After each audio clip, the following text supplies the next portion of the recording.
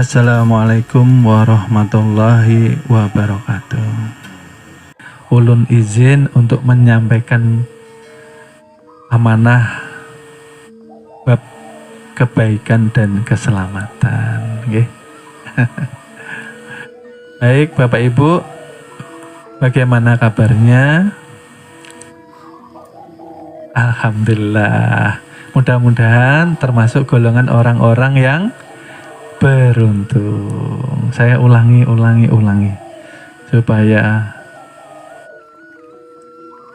paham. Setiap kali kita hadir di majelis, kita termasuk orang-orang yang beruntung. Dalam arti semakin meningkatnya kekuatan rohani untuk berjuang menghadiri suatu majelis yang insya Allah menghantarkan kita kepada Allah Subhanahu wa Ta'ala, menguatkan kita istiqomah ibadah taat kepada Allah Subhanahu wa Ta'ala. Semakin hari ibadah kita semakin membaik, seperti sholat 5 waktunya, sholat sunnahnya, sholawatnya, zikrullahnya. Jangan sampai kita termasuk di dalam orang-orang yang merugi. Dikatakan merugi, hari ini ibadah kita sama dengan hari kemarin. Tidak ada kenaikan, tidak ada perbaikan. Jadi tidak ada kekuatan untuk memperbaiki ibadahnya yang mungkin masih banyak yang terlewatkan. Karena umur kita semakin digerus dengan waktu, kepastian kita berpulang ke rahmatullah itu perjanjian yang sudah nyata. Karena kita tidak mampu menolak yang namanya perjanjian. Awal dari Allah harus kembali kepada Allah dengan membawa amanah disertai keselamatan. Dan yang harus kita hindari ialah jangan sampai kita termasuk di dalam orang-orang yang celaka. Artinya celaka apa? Semakin hari bukannya ibadah semakin bertambah. Semakin hari justru semakin jauh dari ketaatan kepada Allah Subhanahu wa Ta'ala. Semakin hari tidak ada rasa khawatir bahwa ibadah kita terlewatkan begitu saja tanpa kita isi dengan ketaatan. Artinya mata hati kita masih tertutup dengan banyaknya dosa, banyaknya maksiat, dan tebalnya nafsu syahwat serta kesenangan duniawi.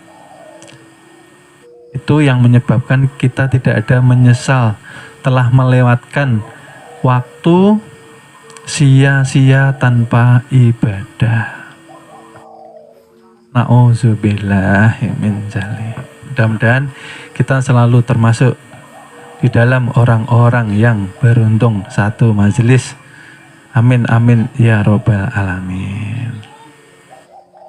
Bapak Ibu yang dirahmati, yang dimuliakannya Allah Subhanahu wa Ta'ala, alhamdulillah malam ini kita memperingati ya Maulid.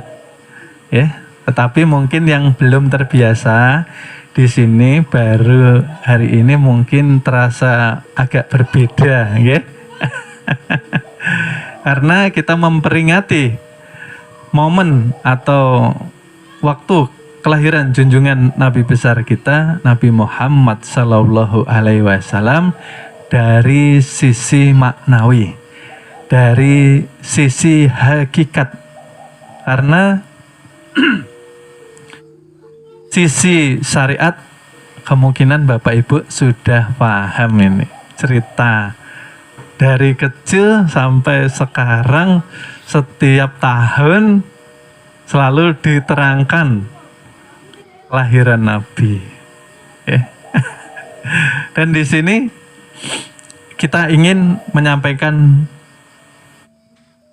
sisi secara maknawi supaya kita mampu menyikapi Maulid Nabi ini, kelahiran junjungan Nabi besar kita ini, dengan memotivasi diri. Ya. Karena hakikat Maulid ini secara hakikat ialah kemampuan hati atau roh kita yang tadinya terpuruk. Ya, terpuruk karena apa? Karena tumpukan dosa yang kita buat. Terpuruk kenapa? Karena tumpukan maksiat yang telah kita lakukan. Karena apalagi kita terpuruk karena tebalnya kesenangan terhadap dunia serta nafsu syahwat. Ketika itu memenuhi hati kita, maka dikatakan ruh itu tumbang. Ruh itu terjatuh karena tidak mempunyai daya upaya, dibelenggu oleh yang 3 bagian itu tadi. Dosa, maksiat, tebalnya rasa cinta lawan dunia, hubud dunia, lawan tebalnya hawa nafsu. Nah, oleh sebab itu momen memperingati lahiran junjungan Nabi besar kita Nabi Muhammad Sallallahu Alaihi Wasallam yang membawa pencerahan kepada seluruh alam semesta, menjadi momen terbaik untuk kita bangkit kembali dari keterpurukan. Bangkitnya seperti apa? Bangkitnya seperti yang sudah diajarkan oleh junjungan Nabi besar kita, Nabi Muhammad Sallallahu Alaihi Wasallam. Kita harus mampu berdiri di atas kesucian. Kita harus mampu melepas belenggu-belenggu yang tadi mengikat ruh atau hati kita. Belenggu nafsu, kekotoran hati, serta dosa maksiat yang telah banyak kita lakukan. Karena Maulid ini identik dengan fitrah, kesucian.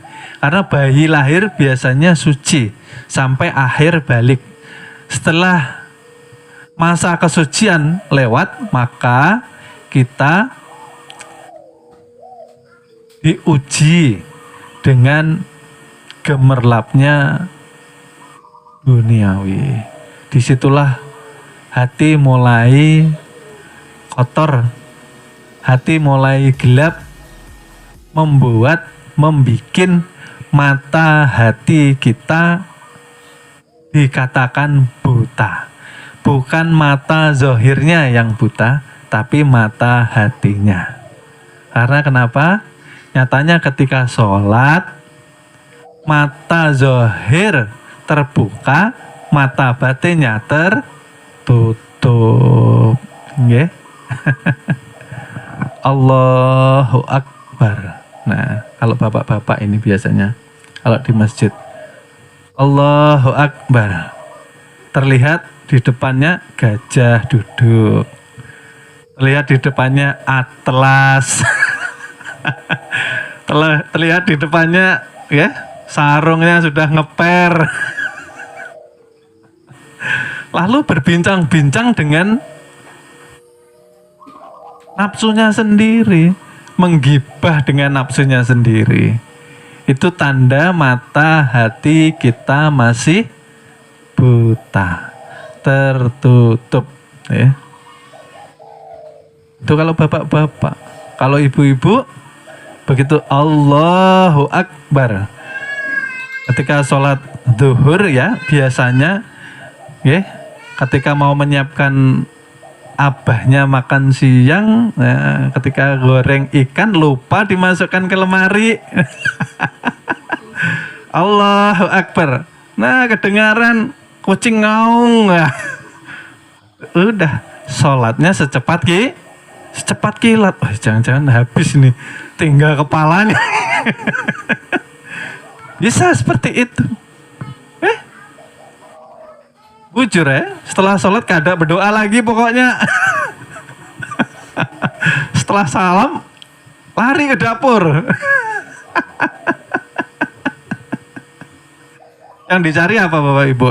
Kalau lari ke dapur yang dicari apa? Sekenanya dapat sandal Yodanda.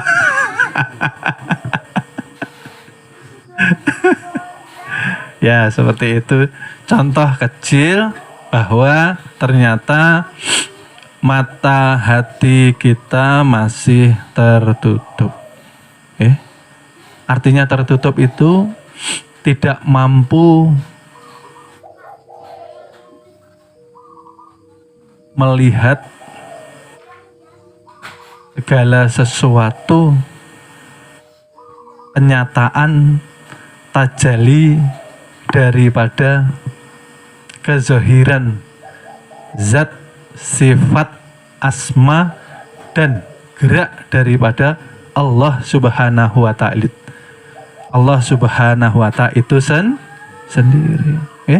Karena ketika kita di alam kesucian atau di alam kandungan rahim ibu, kita sudah bertemu Tuhan Bapak Ibu. Kita sudah melakukan perjanjian. Qalu bala syahidna. Qalu bala syahidna. Artinya ketika kita menyatakan bahwa Allah Tuhan kita menyatakan mampu menjaga amanah. Amanah yang mana ini? Amanah badan jasad jasmani dan amanah badan rohani. Oleh sebab itu Bapak Ibu, bayi itu ketika lahir ada yang tertawa? Tidak ada. Nyengir gitu. Orang ketakutan. Bayi lahir pasti kenapa Ibu? Bayi menangis karena ketakutan Bapak Ibu. Mampukah kada ini ulun nina membawa rahasia Tuhan yang ada di batang tubuh yang dikatakan insan kamilmu? Mampukah kada nih? Kira-kira amanahkah kada? Sampai nanti kembali kepada Allah membawa jasad dan ruh fitrah suci seperti ketika dilahirkan. Nah ini menangis Bapak Ibu. Harusnya nanti ketika kita pulang kita bisa tersenyum. Jangan ketika lahir kita menangis, mau pulang juga nangis. Nangis kenapa? Ketakutan. Kenapa ketakutan? Karena merasa tidak amanah. Kenapa menangis? Karena merasa banyak dosa. Merasa tidak mampu menuju jalan pulang kepada Allah Subhanahu wa ta'ala. Tidak mampu Bapak Ibu pulang dengan selamat. Lah ini momen kelahiran junjungan Nabi besar kita yang membawa cahaya keselamatan, cahaya rahmatan lil alamin. Inilah secara hakikat yang harus kita gali supaya kita selamat dunia wal akhirah. Kalau ceritanya sudah mungkin, maka di awal tadi sudah kami katakan mungkin sudah hafal Bapak Ibu, tapi kita lupa memaknai dari sisi hakikatnya. Karena kita dituntut untuk mampu lahir yang kedua kalinya. Artinya apa? Yang pertama kita dilahirkan oleh ibunda kita yang tercinta. Ibunda kita yang luar biasa pengorbanannya. Ibunda kita yang begitu tulus ikhlas membesarkan kita, membimbing kita ya, menyayangi kita. Ya. Seorang ibunda yang kasih sayangnya seperti cahaya matahari, selalu memberi, tidak mengharapkan itu kasih seorang ibunda. Oleh sebab itu jangan sekali-kali durhaka dengan seorang ibu. Kita tidak mampu mengembalikan setetes air susu ibu. Ya, diingat-ingat.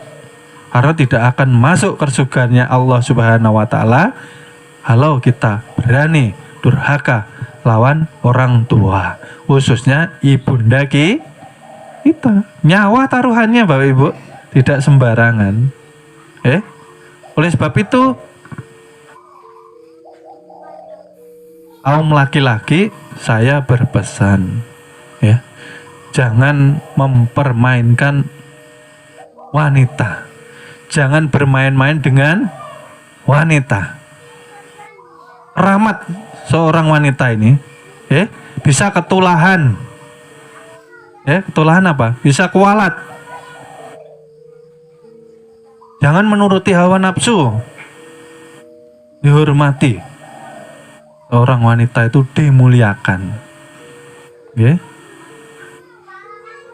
Nah, setelah kita sudah dilahirkan dari seorang ibu yang pertama, kewajiban kita apa Bapak Ibu? Kita harus mencari seorang guru mursyid yang mampu melahirkan kita kembali menjadi fitrah, menjadi suci. Karena akhir balik kita sudah dimasuki oleh berbagai macam dosa dan maksiat. Tanpa 2 kali kelahiran mustahil menuju kepada Allah Subhanahu wa ta'ala. Bagaimana cara menuju kepada kelahiran yang suci? Bagaimana Bapak Ibu? Saya gambarkan, saya isyaratkan supaya mudah paham. Kita harus melihat di sekeliling kita, karena terkadang Tuhan memberikan pelajaran kepada kita, tetapi kita belum mampu menangkap pelajaran itu sendiri. Mari kita ambil contohnya. Cerita seekor ulat. Nah, ulat. Bagaimana? Kira-kira secara logika, apakah mampu ulat ini menjadi kupu-kupu? Yang tadinya tidak bisa terbang. Kira-kira mampu atau tidak Bapak Ibu? Mampu ya.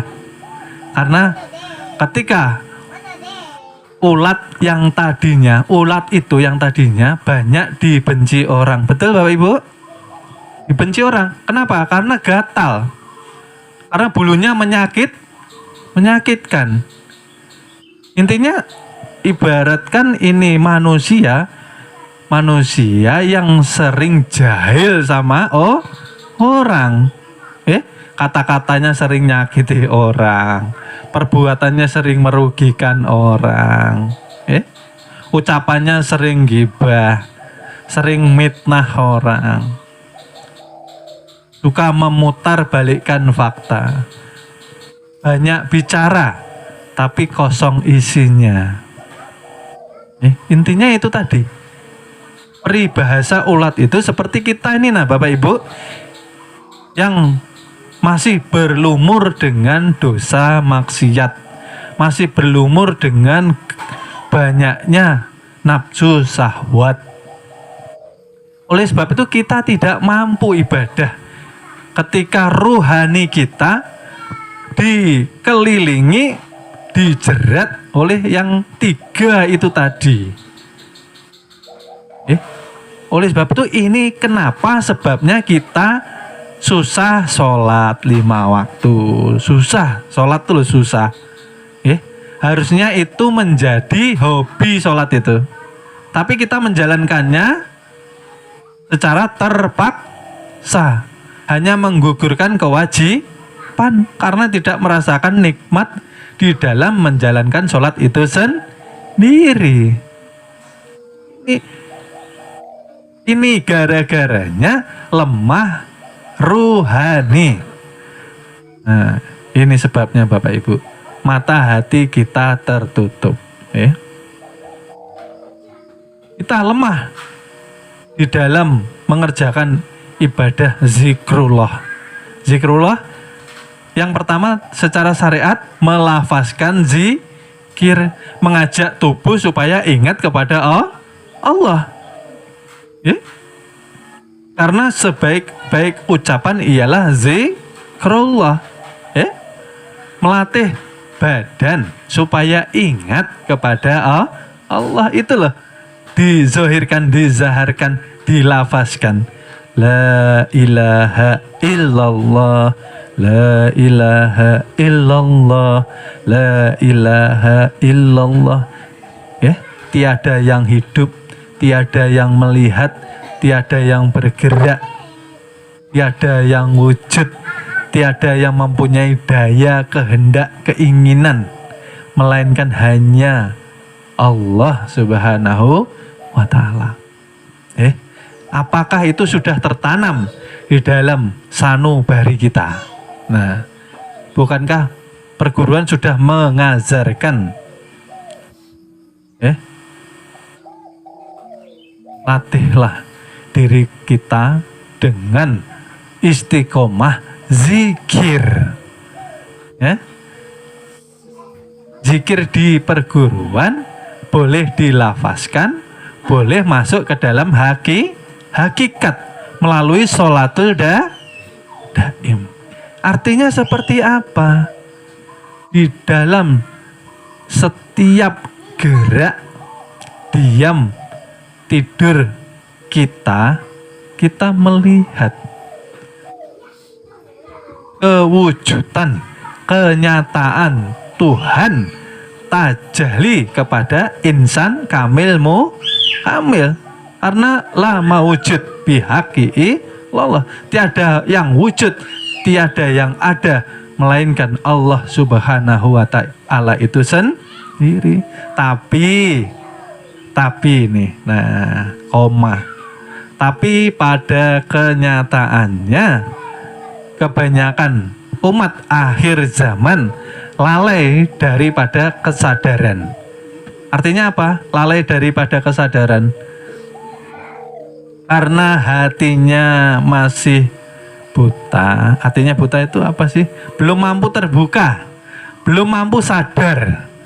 Setiap hari, mohon maaf, setiap hari taat sholat, setiap hari taat sholawat, setiap hari rajin zikir, setiap hari rajin baca Al-Quran. Hasilnya apa? Saya mau tanya. Kalau orang jalan-jalan tuh kan yang dicari kan oleh-olehnya, hasilnya. Bapak Ibu ini ibadah hasilnya apa? Saya mau tanya. Karena hasil dari ibadah puncaknya ialah akhlak, adab, budi pekerti yang luhur. Ini satu ciri yang tidak bisa kita tinggalkan. Seperti itu. Mengaku alim, mengaku hebat tanpa dihiasi adab, akhlak, budi pekerti yang luhur, artinya menipu. Karena kesadaran hubungannya ini Bapak Ibu. Artinya kesadaran prosesnya ketika ulat tadi dia sadar nih si ulat tadi. Aku ini selama hidup kok nggak pernah buat orang seneng. Musuhi tangga terus.